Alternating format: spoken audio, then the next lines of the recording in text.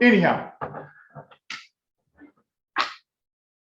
so we're going back up. All right, anything on this list, anybody something not familiar with, I'll try to talk you through it. Anybody have any suggestions, any ideas on this list I gave you? It's like, so it's got 50 basically commands or shortcuts. Anything anybody want to talk about or see? Come on. I got 20 people in the room. Somebody's got something to point out. Yes, Stephanie. What is the command for reorganizing your hard drive? Reorganizing? Do you see that on the list? To reorganize my hard, what do you mean by reorganize? It used to be a command where it would take away any areas, it would eliminate any areas that had deleted material in it, and it would just reorganize so there was no empty spaces. But I don't remember the command. That was a defrag. Oh, you're talking about, defrag. Yeah, that's basically in your Windows. When you go to settings, you can go into defrag. It's just clean up your drive. If you're running Windows 10, from what I understand, Windows 10 does a pretty good job of keeping your computer clean without you having to defrag it that often. But other than that, the only thing I would say is occasionally make sure you go in and empty your trash can, because stuff just filled up in that, and that would automatically remove it from your computer. I have my main computer at home has got a 500 terabit, not terabit, but gigabyte hard drive in it. And being that it's my main computer, I need to take that in and increase the size. And your main drive is going to depend on how many programs you basically have loaded onto your computer, and you start running out of space. The one thing in the past we've always been told is that when your computer starts running out of space, it gets slower because of the way Windows operates and moving files around. So the more empty space you have, the faster your computer will run eventually. So it helps out now and then, like I said, to empty your recycle bin, if that's the case. And like I said, Windows does a pretty good job from understanding of defragging and keeping everything cleaned up. But if you want to, there is a defrag program within Windows that you can run. I wouldn't do it that often though, but like I said, it will free up some space. And if you ever watch a defrag program work, you sit going back and forth and find these little sectors and stuff, start moving them around and everything and tightening up your computer. But like I said, from what I've read, Windows 10 does a pretty good job of keeping things straight. Okay, JJ. Yes. I don't know, maybe, I didn't know that when I got a computer, maybe a hard drive, 4 years ago, I had a hard drive, and they also had the solid state drive. Well, Yes. that one you do not defrag. No. No, I didn't know that, and my techie told me. Yeah. And that's one of the things why Windows has done that, because a lot of people are going to solid state drive, so you don't defrag. No, you don't defrag. And even though people don't realize that these drives are not, they're vulnerable to failure over a longer period than a hard drive, a rotating disk, but they do fail after a while. And I'm not going to say I don't know how many years down the line, but eventually they fail, but hopefully they outlast our computers. I have a couple computers downstairs that, and we were talking earlier, I have a laptop that's well over 10 years old, and it has a really a regular spinning disk drive, and I have no problems with it. But like I said, eventually hard drives will fail. I haven't had a hard drive failure in many, many years. The last hard drive failure I had was in one of my servers. I run Drobo drives, and most of my Drobo drives are up to about 16 terabits. But my Drobo drives have 5 drives in them. And if one drive fails, all I got to do is pull it out and replace it, because Drobo's app will tell me that the drive has failed. I don't lose anything because the way Drobo spreads everything out across the drives. I've been using Drobo drives for maybe about a dozen years, mainly because I'm a photographer, and this is what was recommended by the photographer community. So like I said, my drives are online 24/7. I have one is a backup drive that got 16 terabits, another one which is all my photos. And like I said, I've been a photographer for years, and it's got like 9 million photos on it. Is there such number as 9 million? But anyhow, But yeah, but these type drives here again, anything that's rotating will fail. And eventually SSD drives will fail. All right. Any questions? And like I said, anything from the list I got here. For example, everybody knows how to use a calendar, right? On the computer, in the lower right-hand corner on your computer, you have what is called a calendar.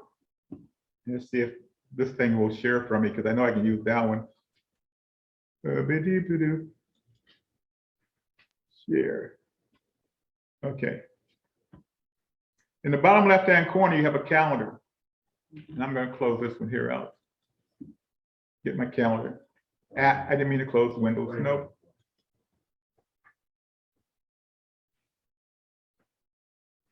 Johnson, click on the right thing.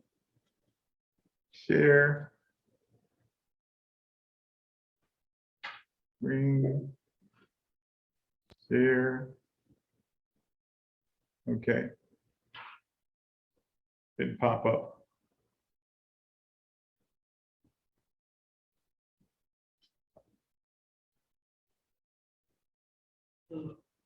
Okay. I'm clicking on it, but it's not showing for some reason. What's going on here?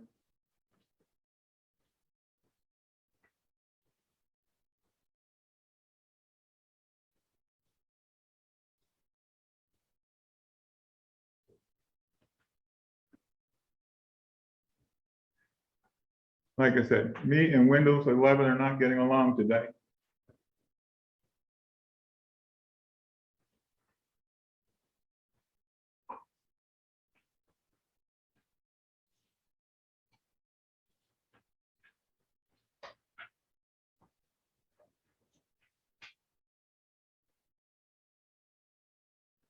Okay. Bottom right-hand corner, you can't really see it, but there's a little pop-up for your calendar. In the calendar here again, you can adjust dates, you can notify settings, but here again, let's go to adjust dates and times, for example. In adjust dates and times, I just found out yesterday that you can go into this calendar, you can right-click on it, and you can set up events and put in a time and date and everything. I've been using Google or calendars for the longest to set up dates. Like for example, setting up the day meeting for the day, I put in the time and date and everything. And Google will warn me that, you know, depending whether it's 2 hours or 1 day or whatever, sends me a notification and an email about an event. But you can set up the same thing within the calendar on Windows 11, which is acts the same way as your calendar, whether you're using Google Calendar or not. But this is pretty neat. But like I said, right-clicking on something is your friend. If you use it more often, here again, you'll be surprised at the things that you'll find in certain applications or icons that you're allowed to do within your computer. For example, if I go down to my bottom here, and I have all my icons on the bottom, if I right-click on one of those, for example, I right-clicked on the, I use AVG Express, browser. And as you see, when I right-clicked on that, it shows me the recent sites that I have been on. PowerToys, for example, Release Notes, PowerToy Run, and anything that I've been on since the last day or so that I've used that particular program for browsing. But how did I find that? Again, I right-clicked on it. We've been preaching that for years and years for people to right-click on a certain thing and it's be surprising what the events will come up with, what you will come up with. For example, when I had this one here open and I went to the files I was getting ready to show. So I pick a file, I right-click on it. And here again, there's that options I get. I can open with program. I can even zip it. There are programs out there available called WinZip 7, which is available. But within Windows, there's a zip program. Everybody knows what zip is? Zipping basically here again, if you take several files, for example, pictures. If I have several pictures and I want to send them to a friend, instead of each individual picture, I'll highlight those several pictures, tell it to zip, and then I send them this one zip file with all those pictures, files, or documents in it. And when they get it, all they got to do is click on it and they unzip it. I belong to Adobe Cloud, and I do take a couple of lessons on there, and every month or so I get a lesson. And the lesson will have tutorials along with it or pictures that I can work on along with the tutorial. And when they send me the file, these files are zipped up. So, it makes it easier for them on their website to allow their members to join this or download these files. And so now when I get this zip file, I unzip it and I will have the photo for practicing, maybe a couple of brushes or something that I need to do this example or whatever. But that's one of the things that zip is used for. It's just a compression file to compress more than one file together to be able to transfer it to somebody else and not be such a large file. I think last month I had the problem with the newsletter. It was over 7 megs and it wouldn't allow me to send it through email. So I compressed it. And when I compressed it, it was under 6 megs and I was allowed to send it. That's another thing it does is it takes it and like putting it in a trash compactor, which I have at home.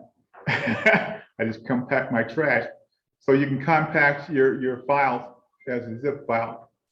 Okay, then also, if you're looking at right click, I can also copy a path. Got properties, which I can look at the properties of the file, which is going to give me window files created and stuff like that. And you can see I have my computer associated with a Dropbox and OneDrive.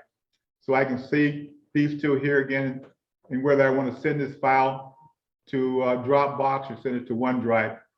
Are you guys familiar with OneDrive and Dropbox? OneDrive comes with Microsoft. There again, it's an account you get if you got a Microsoft account, and you can store your files. Same thing with Dropbox. It just makes files available to you across the network. So if I created something on my computer at home, I can put it on Dropbox or OneDrive, and I can access it on any of my other devices. But that's what that is. But that's here again what you get when you right-click on something. And here again, we talked about cutting and pasting.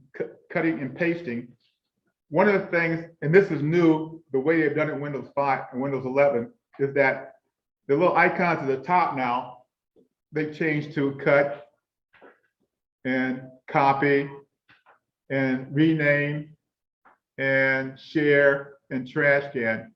It used to be in our drop-down menus, but now they just put these little icons at the top of the screen when you right-click on something. JT, Yes, are you saying OneDrive is like Google Drive? OneDrive is like Google Drive. Okay. Yeah. OneDrive here again, you can create files and folders in OneDrive. This is my OneDrive post. This is OneDrive for me personal. I have all these folders on it, like for LCA, CE, I can go in there. And this may be something that I created within, the birthday list, which I usually send out to Witchcom. I have that, but I created this on my home computer, my desktop at home. But it saved it. I saved these files to OneDrive so I can access it from any of my computers. I can access it on my iPad or my smartphone. So you can get it from your Mac? Yes, Okay. yes. If you have the Windows on your Mac. But yeah, it's available. And this little symbol over here in the middle of this tells you the status that the file is on cloud. But this is one where, OneDrive and Dropbox are basically the same thing. I'm getting away from the Google Drive. I just didn't like Google Drive putting all my pictures up there. So I disconnected myself from Google Drive. And there is a group called Geeks on Tour. And the husband and wife are traveling around the country in an RV.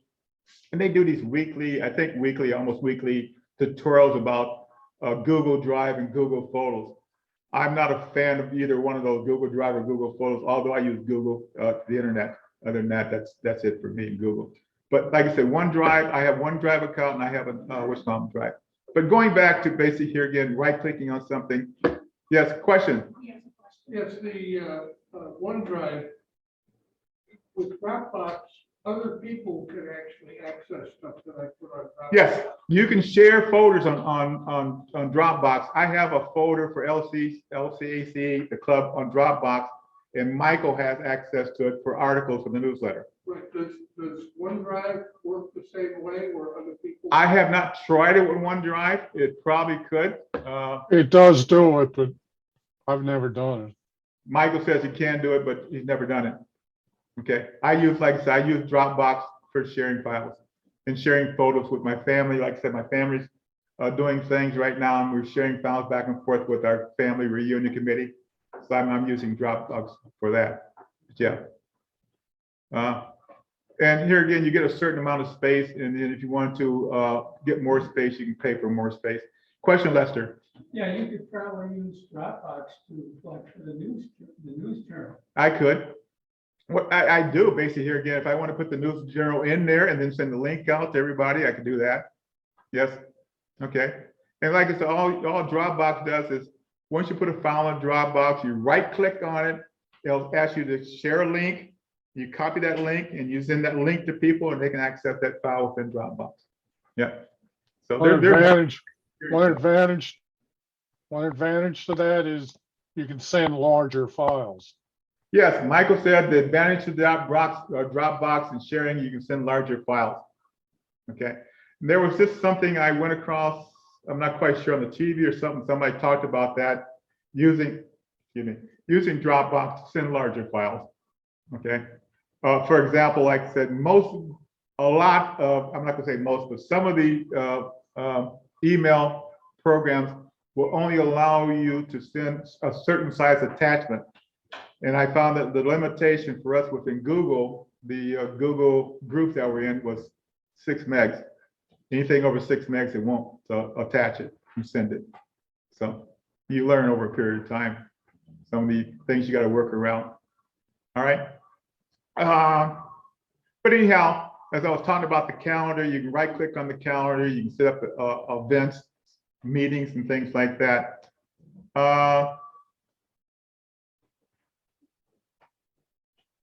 There are a couple. Number 11, dictation. I just recently found out about using dictation. It's been in it for a while in Windows Word. And I just recently found out, or started using it really. Although I don't mind typing, and if you ever read our newsletter, you'll find quite a few articles written in the newsletter by Jasmine Blue the cat. Most of the articles are written by my cat. Every time I get something new, she finds it, she licks the plastic off of it, opens it up, and writes an article. So when she gets her paws on the computer, she writes an article. But the problem with that, with dictation does not understand meow, meow, meow, meow. So I have to talk now when I do start writing an article. And it makes it easier. If you're a halfway decent typer, then you don't need it. But if you like to sit there and write an article or write a line or a letter or something like that, dictation is nice. But this is in Windows Word. Windows itself has a dictation program in it. And if you look at number 11, I have it down here, I say, if you type in WH on your computer, it brings up a microphone. And you can click on the microphone, and let's say that you had a Word doc or a text doc open or whatever, you can talk and it will take dictation for you. Like I said, I've been using the one in Word for a while now. I just realized within the last couple of days that actually there's one within Windows itself that you can sit down and dictate text in a letter, email, whatever you want to, just by using that shortcut, the Windows key plus H, and then start dictating. Number 12, for example, yes, question. I just tried that, and it says that to use, there's a notation at the top here. It says, to use dictation, go to settings and turn on online speech recognition. Yes, you have to go into settings. I had it already set up, so that's Yeah. on my computer. But yeah, it will direct you to go into the settings here again, in settings and whatever, and turn on dictation if you haven't used it before. But like I said, it's really neat. Like myself, if you like to talk and you don't like to type, just set up dictation. All right. Number 11. Okay. This is, how many people use emojis? Deborah back there shaking her hand. Yes. I'm not an emoji person. I know it pops up on my smartphone a lot and a few other places, but I'm not an emoji person. And here again, a shortcut, Windows plus the dot. And there's two ways of doing this. Windows plus a dot, and there's a colon type a symbol that you use for bring up emojis. And you can put these into your text, your emails or whatever. Like I said, I'm not an emoji person, but it's something cute for people, like mostly female, that can use it. Judy sends me emojis all the time, but anyhow, okay. But these are just shortcuts that I was not aware of and I just found out about. And like I said, I'm going to send everybody this here in a PDF file after the meeting. So you will have the link, the click on links for the videos that I have been following. But I advise you to look at two of these links that I have here and go through these different shortcuts for Windows. And as you can see here, I have a long list of 50. The one I talked about earlier was number 13, Cloud Clipboards, which is the same thing I talked about in number 1. Sitting System Clipboard, and here again, Windows V will bring up all the clippings that you have within your computer. And you can save them, particular ones you want to save, like thank you, or here again, welcome to the club, whatever. And when you turn your computer off, they will not be gone. You turn your computer on, they will always be there. And all you got to do is hit Windows V, they'll pop up, you select the one you want and put it into your text, your email, or whatever. So it just makes it easy. And that's another one I just found out about several months ago, visiting one of my other computer clubs. As I said, I Zoom with several other computer clubs across the country. Calculator. We all know there's a calculator for a computer. And here again, you can search for calculator. In the bottom of your screen, there's a little search button or a search area that you just type in, and it will allow you to, for example, what I've got here. Yeah. Like I said, my Windows 11 machine, I'm still not familiar with. But you can type in that little search bar at the bottom, and you can type in calculator. The thing about this calculator, it's not just a calculator. You open it up as a calculator and you can do mathematics, you can do trigonometry with it, you can do comparisons, you can do mileage, you can do conversions, weights and everything else.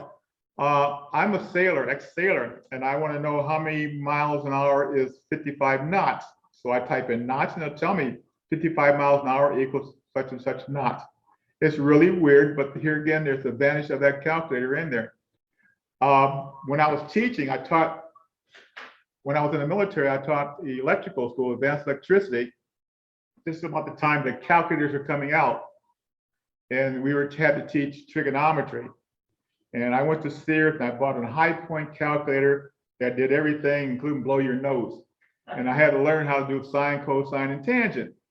And doing this, I had to teach my students how to use calculators because that way we're using abacus. No, we're using slide sticks. I'm sorry, I'm going back too far. But yeah, we were using slide rules, and I still have some slide rules around the house somewhere. But anyhow, everybody was getting calculators, so I had to learn how to use calculators and sine, cosine, tangent, reverse sine, cosine, tangent, and what we refer to as Polish notation, which was reverse whatever sine, cosine, tangent. But the calculator within Windows is really neat, and it has a lot of features in it. But like I said, you go down and use that search bar down there, you can find out that you can come access your calendar, and I believe that you can pin it to your desktop if you want to. That's another neat thing that you can find. In the calendar, as I was showing you before, on the bottom right-hand side, you can go to time zones and you can set different time zones within the calendar itself, which actually gives you, for example, I Zoom with a club in California and Oklahoma, and they're on different time zones than you. So basically, I have to remember what time they are, so I don't log on too early or too late. Like for example, one club out of California Zooms at like 9 or 7 o'clock at night. That's 9 o'clock our time, and by the time they finish the meeting, I'm asleep. But anyhow. So, but you can set time zones on there, click on it, it'll tell you what the time, it'll always pop up and tell you the times in these particular areas. So you don't get confused about time zones. There is one that some of us may remember that's been around for a long, long time, not realizing that Atari and a few other computers were built upon DOS, command line structure. Anybody remember command lines? Yeah. Yes, back in the days. Well, there is a command line within Windows. And if you want to use it, I have no idea why you want to. I've seen people do it. If you get into Linux type systems, they have a lot of command lines they use for that. But if you go into your search window at the bottom and type in search and type in CMD, it'll bring up your command line structure. Like I said, I haven't used it in years. I forgot how I was doing it, but you can do a few things like move around your computer and stuff like that if you want to. But You can something to play also, around with if you wish. Speaking you of can cloud, also go to Windows R. desktop, I have not tried it. I know we used to be able to. I You know can you probably. used to be able to, but I couldn't figure it out lately. I haven't tried that. I know it's before it was up on your screen. It did it, but right now it's in the bottom left-hand corner. I have not tried to put it up on the desk. Actually, mine has. I have my icons turned off. View, show icons. Now, see, this is one of the things too. If you don't want to, like a color desktop, you can turn your icons off. How did I do that? Right click, view, show icons to the bottom, and turn them off. That's why I got that pretty flower, right? It didn't show up. Nope. I'm on the wrong computer. Am I on the wrong computer? Whatever. I'm not sure. Anyhow, number 16, night light. Reduces blue lights and screens. Here again, you go into systems and type in display. What happens here again, you can turn down the brightness of your screen and you can choose the luminance of your screen and a few other things in night light. You can also set a time that you want this the screen to either go dimmer or change this particular setting. We know that we get this blue light from the screen from watching computers all the time, and we want to tone it down so we don't go blind. I know my vision is going bad. I just got new glasses last month, and I'm still trying to feel like. I want the next Windows 13 to come out with Braille so I can really feel what's going on the screen. But other than that, that is something here again. Once we get older, we want to maybe tone down the light a little bit, especially in the evening when we're watching computers, turn down the light. That's what this night light thing is. Here again, it shows you go into systems, go into the display in your system, and you can click around and find out how to do this. All right. There's one I want to show you. Oh, one down here is I found out was kind of weird. If you want to enable God mode, it doesn't have the 10 commandments in it or anything here, but if you right click on your desktop, type in new, type in folder, and you can type in this command that will give you God mode. Once you click in a folder, type in this text and save it, it will put an icon on your desktop. And when you click on it, you will get a list of commands and things you do with your computer that will overwhelm you. Half of them, I didn't know what they were. But if you want to play around with it and get into the God mode and get your whatever going on, you can. But that's just something to place. Number 10, slide to shut down. That was interesting because I've seen this done a couple of times. But if you don't want to click on the button, on your button and tell your computer to shut down, you can do the same thing. It's basically the same thing as the God mode. You right click on the desktop, anywhere on the desktop, it will come up and give you a drop down, say new. As I said, right click on the desktop, click in new, all right, and then create folder. Hopefully, maybe not. Windows 11. But once I create a folder, all right, you type in this shortcut that I have for you, which is %WinRDR, whatever system, whatever. And I've seen this done with a couple other clubs. And then here again, you close the folder, it will create an icon on your desktop. Now, when you click on an icon, basically what it's going to do is going to shut down your computer. Well, what it's going to allow you to do is drag the screen down and it shuts it off, rather than hitting the shutdown power off button. Kind of neat if you want to do it. I know our ex-president, Robin, at one time she had use the F3 key or something like that to shut down their computer. But there's other various ways of doing it. This one here, I think I have on a couple of times, disabling start programs. Whether or not you realize when you turn your computer on, there are a lot of programs running in the background. Some of them are probably running because there are programs that you loaded on your computer that has something that it wants to run. For example, I have Photoshop, most of Photoshop or Adobe products loading in my computer. So it loaded a program called Adobe Updates, which is running in the background all the time. And this lets me know when Adobe comes up. Same thing with my HP printers and a few others. But if you don't want these running in your background because they're taking up resources, and it may slow your computer down a little bit, but you can click on this icon, maybe. Okay. And let's see where we're at. Right click on the taskbar, sorry. Let's see if it works on Windows 11. Taskbar settings, nope. Oh yeah, taskbar management, taskbar settings. Task manager, doesn't come up. Like I said, Windows, oh, task queue. Yeah, okay, it doesn't come up on this darn thing. Windows 11, I'm still learning, I'm sorry. But task manager to start up, it's going to give you a list of all the programs that you have. And you click on start, it should be a minute that says start, all the programs you have running in your background.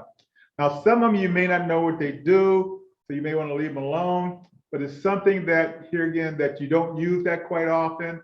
You can hit the little slide button, like the little button here on the right-hand side, and you can turn it off. It's not going to hurt your computer. It's just that when you turn your computer on, these programs will not be running in the background. So your computer may speed up a little bit more. Instead of running in turtle's pace, now it's running in between a turtle and the rabbit, something like that. Instead of 1 mile an hour, maybe it's running 2 miles an hour. May be noticeable, may not be noticeable, depending on how many you turn on. But like I said, what I do to get to this here again, right click, open up your systems, and here again, it'll open up your taskbar. You can go in, and if you want to, in the search menu, you can type in, what is, I can't remember what offhand. Config, MS config. And it will allow you to also open up the taskbar manager and click on startup program, and you can turn these programs off. But like I said, a lot of times you're not aware of this, and it's programs you don't use that often, and you don't want running in the background, just turn them off.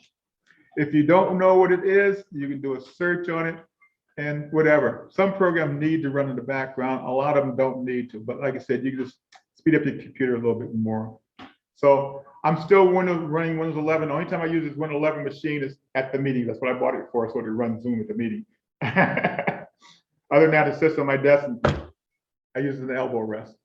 But anyhow, eventually I will get more into Windows 11 when more people get into Windows 11, and we'll talk about it a little bit more. Okay, and I will do another presentation sometime in the future. Remember, Windows 11, it's up to you whether you want to upgrade. If your computer is ready for Windows 11, Windows 10 will be supported until October 2025. Doesn't mean it's going away. It's just not saying that it won't be supported after October 2025. Like I said, I still have computers running Millennium and XP and a few others. They still work. All right. So don't be worried about jumping to Windows 11. To me, it was no big deal. Only because this computer came with Windows 11 on it. Okay. Number 34, Windows, record Windows screen. Okay. There is a few other programs called Snitch and Stretch or Sketch in Windows, and I use SnapScan. But anyhow, in Windows itself, if you want to record a screen, this one here, hit Windows key plus a G, do a search, and search for Xbox Game Bar. It was intended for gamers, basically, here again, playing games in their computers. And it will allow you, these kids, mainly to capture a certain screen or video screen within the games and play it back and whatever. But you can use it for the same thing. You can use it to create a video or put together a PowerPoint or pictures or whatever or something on your screen. All you do is draw a box around it, or it gives you an option for screen, full screen, text, sketching or whatever, and you can capture these articles off completely off your screen, just like the kids do. But it's just something new. But like I said, the option for using this is type in Windows G, do a search in the search bar, and type in Windows Game, and it'll give you the options that you need to record a screen or a video. For example, I use something else. My computer allows me to download files from YouTube, but if you program that I use is AVG browser, which allows me to do this, but some browsers don't. So therefore, if you got something on YouTube or a video that you want to capture, you can use this record window screen and capture a video and then play it back at any time you want to. But like I said, Windows G to use this. Video editor. I'm into photography and video editing, and Windows has a video editor in it. It's really neat. It's fairly simple. The same thing if you have videos or pictures or whatever that you want to create a little slideshow or a movie of, you can go into the search bar, type in video editor, and we'll bring up the video editor within Windows. This used to be called Photos, I think, something else, but they changed the name of it. But it's pretty simple. It allows you to drag and drop your files into a man-made template and create a video. It gives you little pauses and what do you call fades and stuff in between that you can use. And it will also allow you to create music if you want to do it along with your video or pictures. And I think it can also be used as a slideshow. But this is in here again within Windows, and it can be used within Windows, okay? Which is neat. What takes me down to 38, which is screen capture, which is I call the snip and stretch sketch program, which is basically the same thing as the one I talked about too for Windows recording. And that was something that's been on Windows for quite a while. It's sort of hidden, but here again, Windows Shift S and do a search, and it will bring it up. On one of my computers at home, I have just taken the icon and put it down my taskbar so I can use it all the time. But you can move it if you want to use it. And it allows you to capture something off your screen, maybe a text or a picture you want to, or a website, whatever that you want to take and capture. But it's been around for a while. Number 39, we get down to WordPad. WordPad is the text editor. And believe it or not, the new WordPad is almost similar to Word itself. It has a lot of features in it. The only problem with this new WordPad that they have out, it doesn't have a spell checker in it. But there is a program called tinyspell.com that you can load onto your computer that will give you the spell checking features.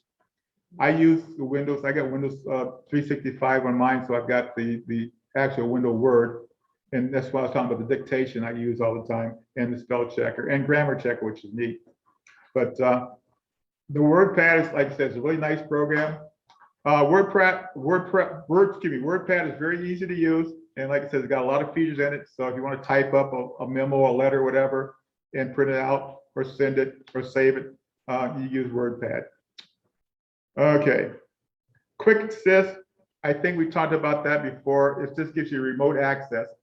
I have never used it. I've seen it used, but basically here again, it's basically, you can use it to have somebody take over your computer, or you can use it to take over somebody else's computer to help them out with a problem. This here again, search, type in Quick Assist, and we'll ask you to get assistance or give assistance, get or give. So basically, you can go either way. Like for example, okay, it's that Lester had a problem with his computer. He called me, and we went together, and I typed in Quick Assist. It will send him a code to type in.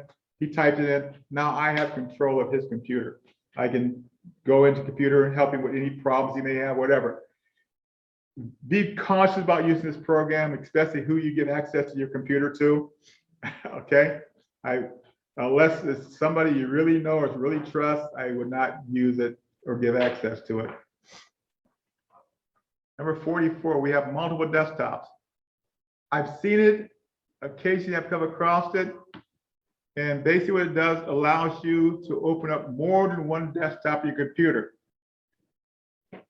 let's say you're doing something on one computer and you have a couple of files open and you need more space. So you go up to Windows, click on Windows.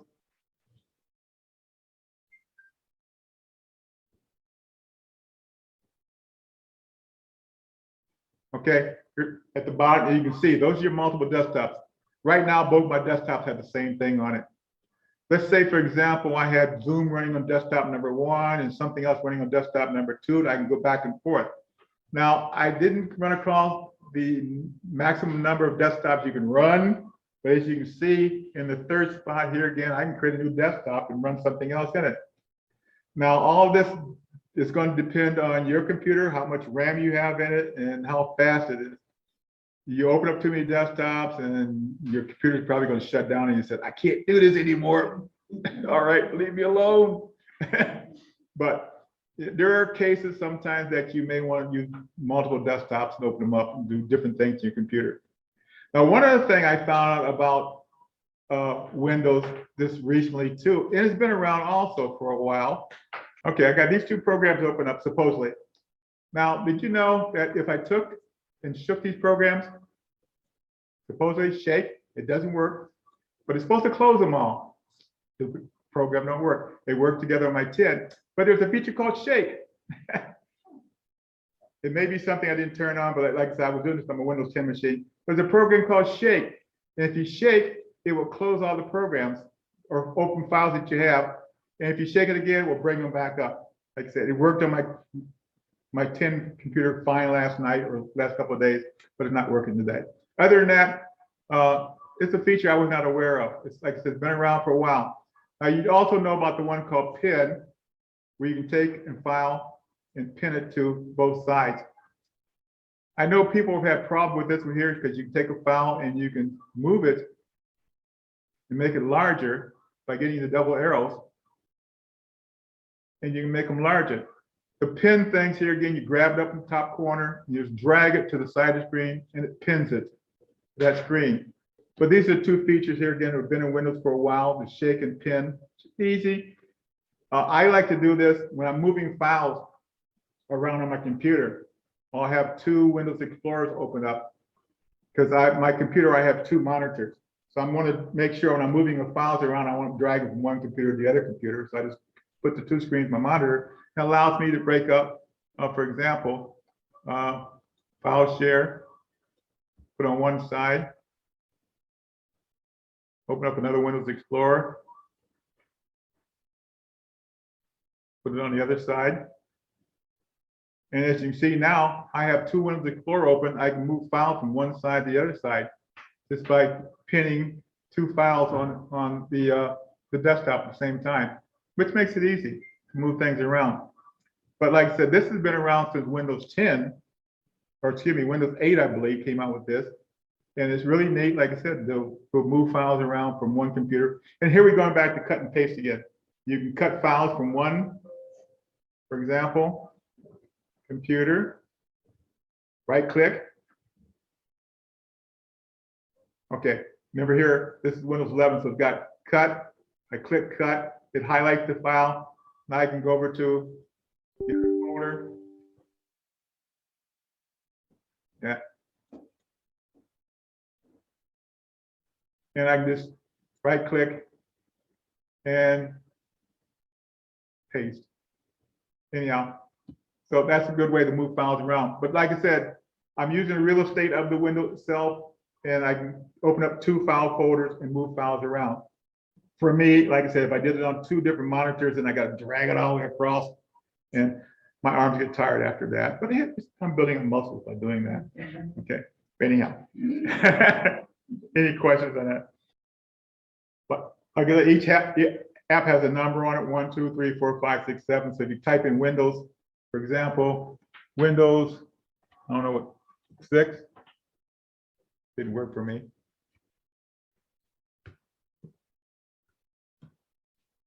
Windows 11 doesn't like it. Anyhow.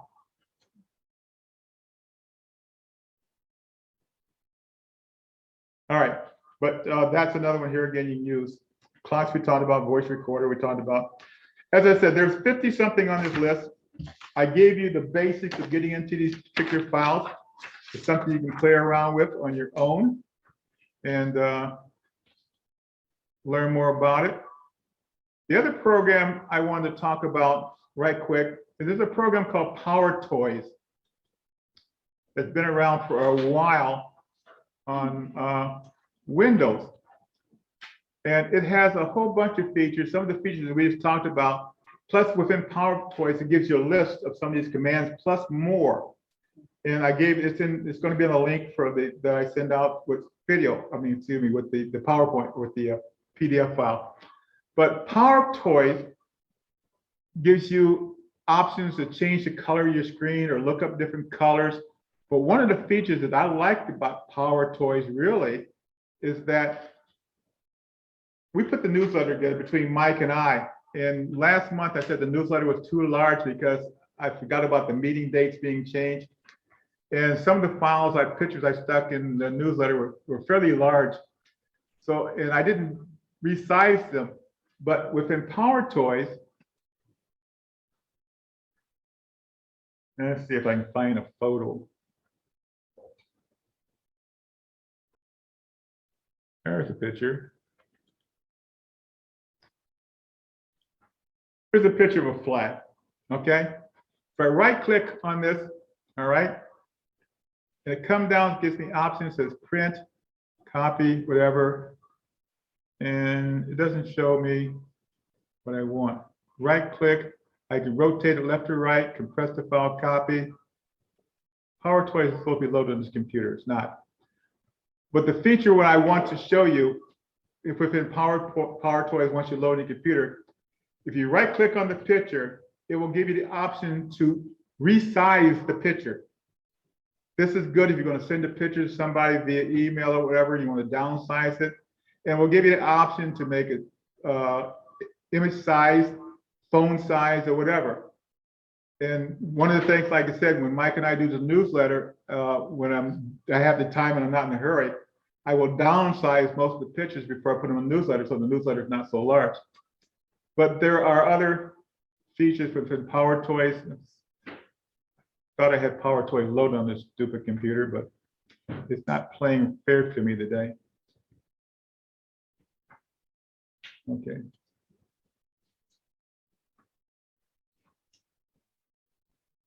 Power Toys.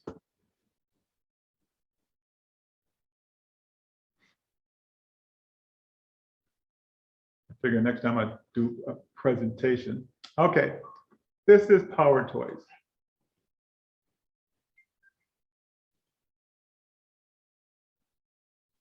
Click over here and it'll give you an option of all the things you can do in Power Toys.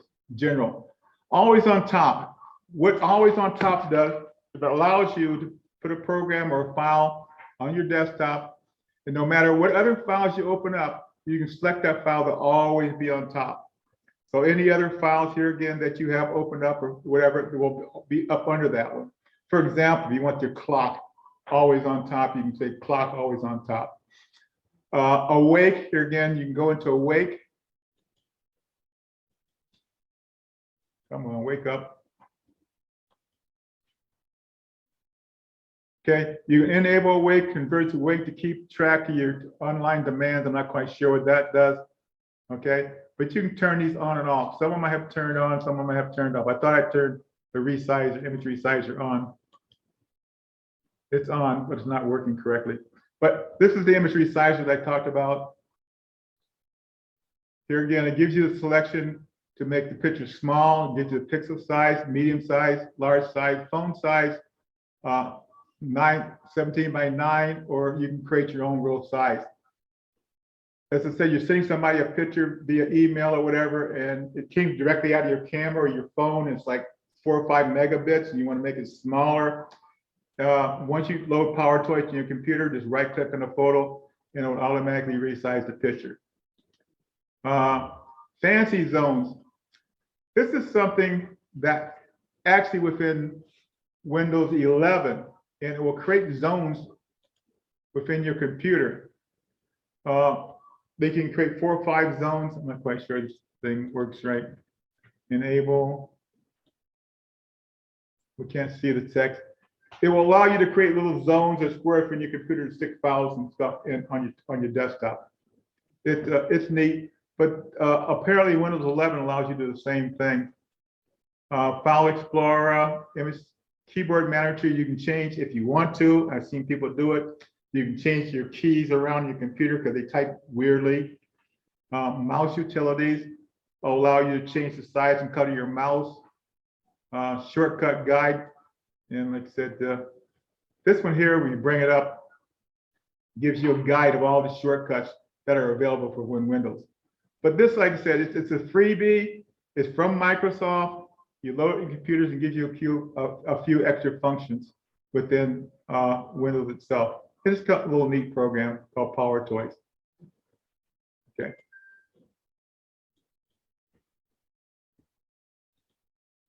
Didn't close. Close PowerToys. All right. How many people use Notepad or some type of notepad to keep track of notes on your computers other than stickies? Okay. What program do you use for notes on your computer? Well, it's a fancy one that I downloaded, but I don't remember the name of it. Okay. I know within Microsoft Office, they have one called OneNote. And I was Zooming with the South Milwaukee Club a couple of weeks ago, and one of the young ladies uses one called Color Notes. And I'm debated, well, her and I got an argument about something else anyhow. But anyhow, there's another program called Evernote. And on the Tech for Seniors, Huey Pavlak was one of the co-chairs of Tech for Seniors, did a presentation several months ago, OneNote versus Evernote. Now, I was using OneNote on Windows back at probably Windows 8, several years ago, and I wasn't using that often for capturing notes. And when I opened it up, I found out I had a couple of notes in here that I probably did, or whatever. You can put in to-do lists and stuff like that, and little notes about something you want to do or schedule. And just recently, within the last year or so, I've gotten away from both of those, OneNote, and I started using one called Evernote. And although I had an Evernote membership quite a while ago too, but I find myself more and more using Evernote now than anything else because of what it actually can do for me.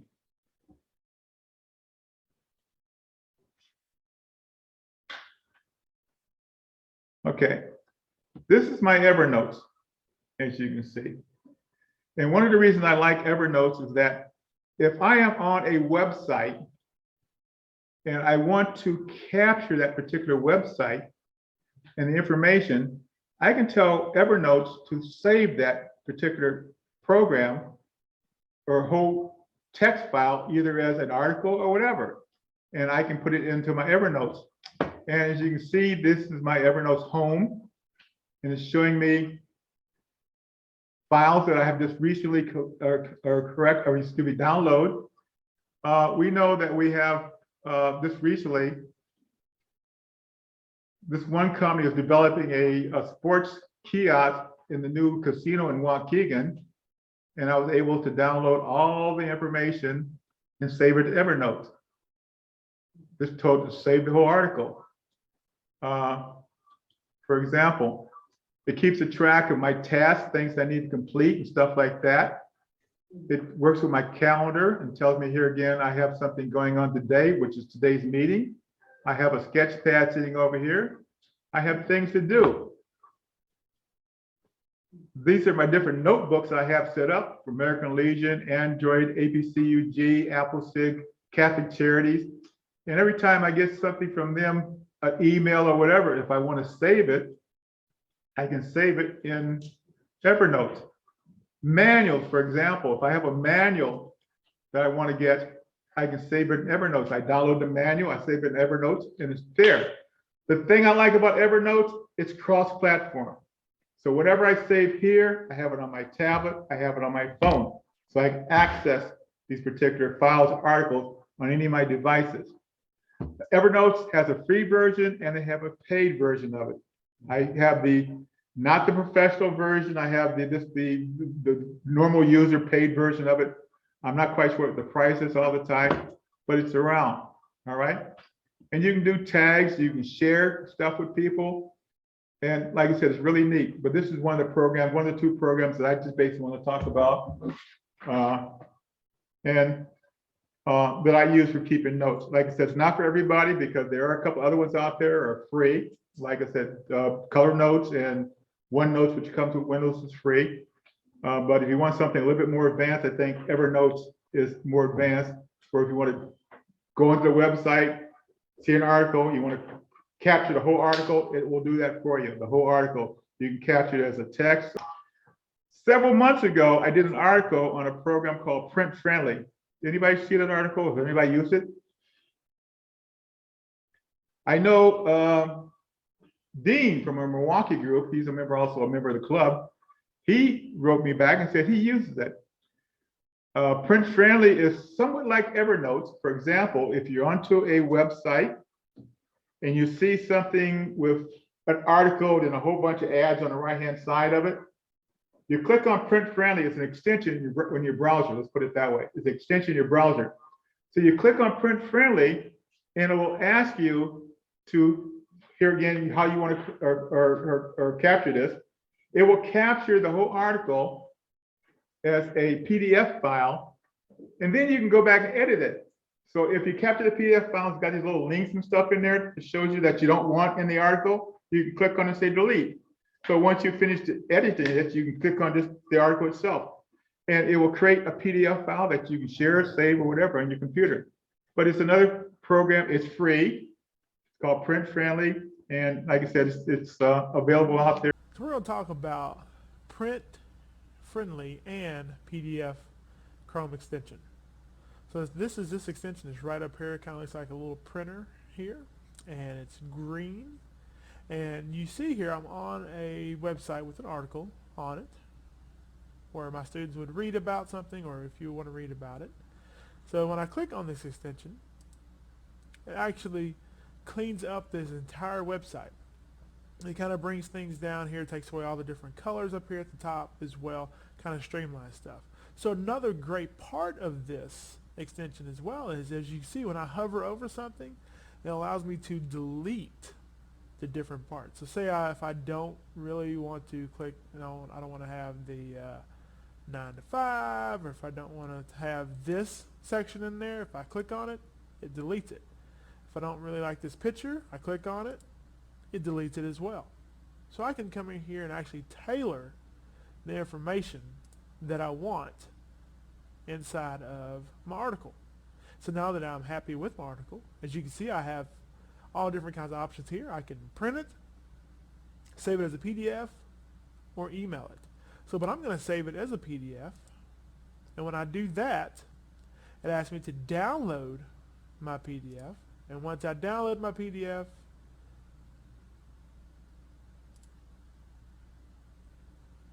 as you can see there, it downloads it, and when I open it up, there is my edited PDF.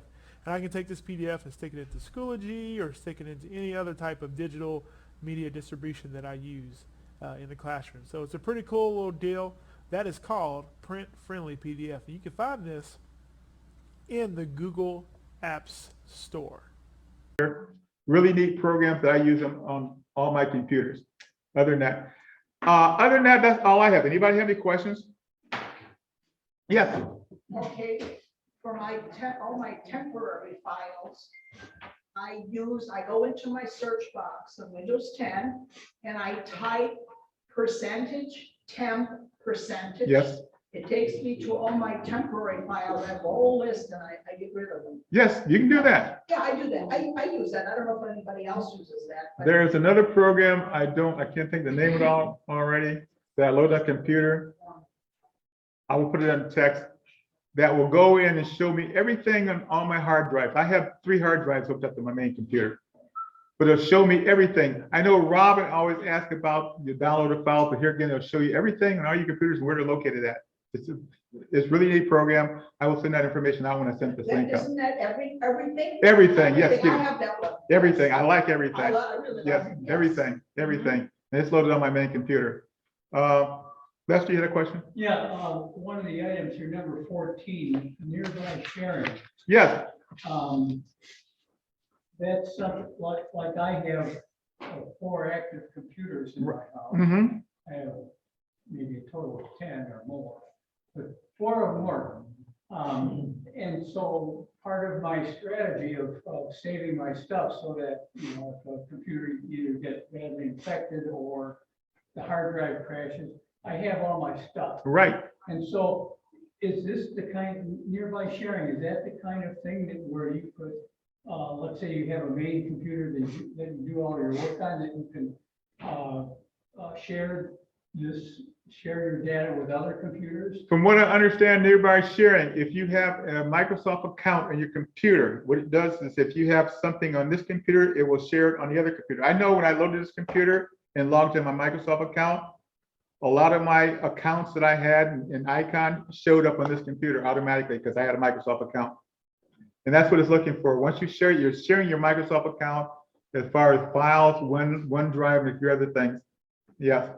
But here again, you have to go and it shows you how in the nearby sharing, how to go set it up, make sure it's available to you. I believe that's a OneDrive app.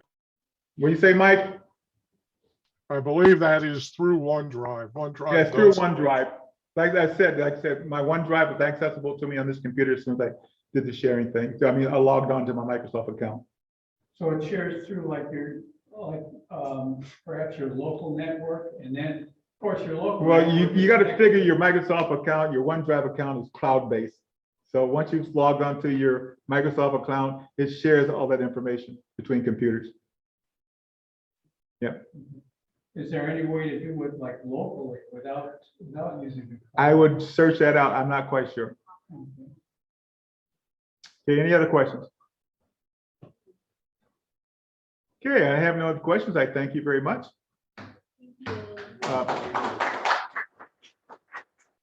Please use this sheet, play around with some of the stuff. I will send this out as a PDF file later on. When you get it, you can click directly on the links for the YouTube. I advise you to look at especially the 2 YouTubes I have on there, about the 10, that will explain all of these that I have. I've done shortcuts to, but if you want to play it on your own. Here again, I gave you most of the commands to find most of these little shortcuts. But there are tons and tons of shortcuts out there. Some of them I just recently became aware of myself that are pretty neat, that have been out there for a while. All right? Yes? Did any of the shortcuts or any of the things that you talked about today would apply to the Apple? I would go and look on YouTube for Apple shortcuts. Okay, Okay? okay. Yeah. Other than that, take a bite of the apple here again and enjoy.